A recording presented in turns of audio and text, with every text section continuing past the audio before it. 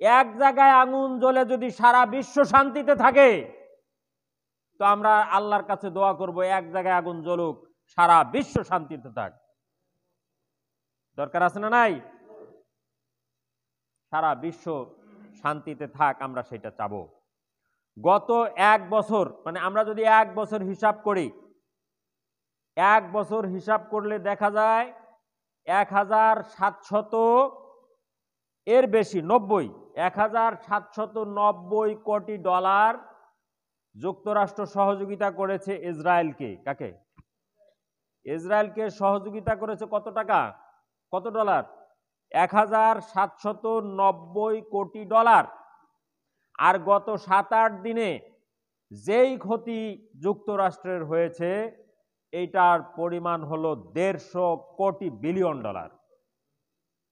অর্থাৎ আপনি এক বছরে যেটা দিয়েছে 1700, এইটার 1-150 গুণ বা তারও বেশি পরিমাণ ক্ষতি অলরেডি 7 দিনে হয়ে গেছে।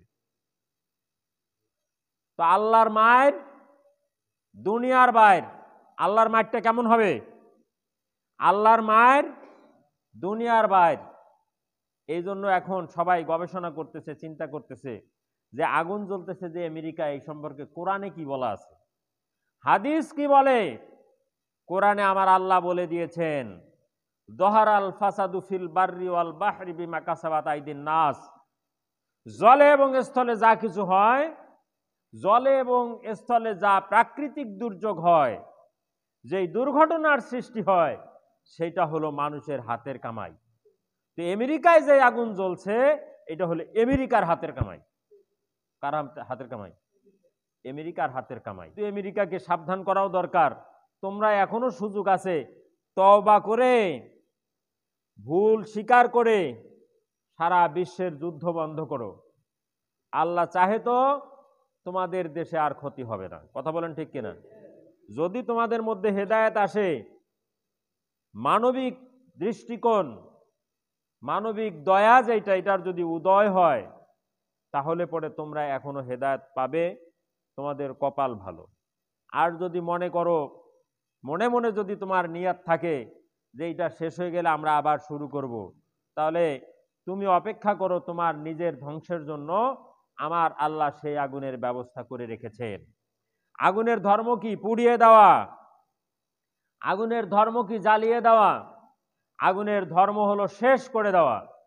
কিন্তু আল্লাহ পাক রব্বুল আলামিন পৃথিবীতে একটা নজির স্থাপন করে রেখেছেন যে না, আগুন শুধু জ্বালায় না, আগুন মাঝে মাঝে খাতির করে। আগুন খাতির করেছিল আমাদের জাতির পিতা হযরত ইব্রাহিম আলাইহিস সালামকে। কথা বলেন ঠিক কিনা? ইব্রাহিম আলাইহিস সালামকে যখন নমরুদ আগুনে ফেলে দিল, শয়তান নমরুদ আগুনে ফেলে দিয়ে মনে মনে ভাবলো, মুস্কি হাসি হাসলো যে এখন থেকে ইব্রাহিম বোধহয় শেষ। কিন্তু আগুনের ভিতরে যখন জাতির পিতাকে ফেলে দেওয়া হলো, আল্লাহর হুকুমে আগুন বললেন, আমি সবাইকে জ্বালাইতে পারলেও ইব্রাহিমকে জ্বালাইতে পারবো না। বলেন না সুবহানাল্লাহ। সেই আল্লাহ এখনো আছেন, আছেন না নাই? আল্লাহ এখনো আছেন। আল্লাহ যদি চান এই আগুন নিমিষেই নিভে যাবে। যাবে কিনা?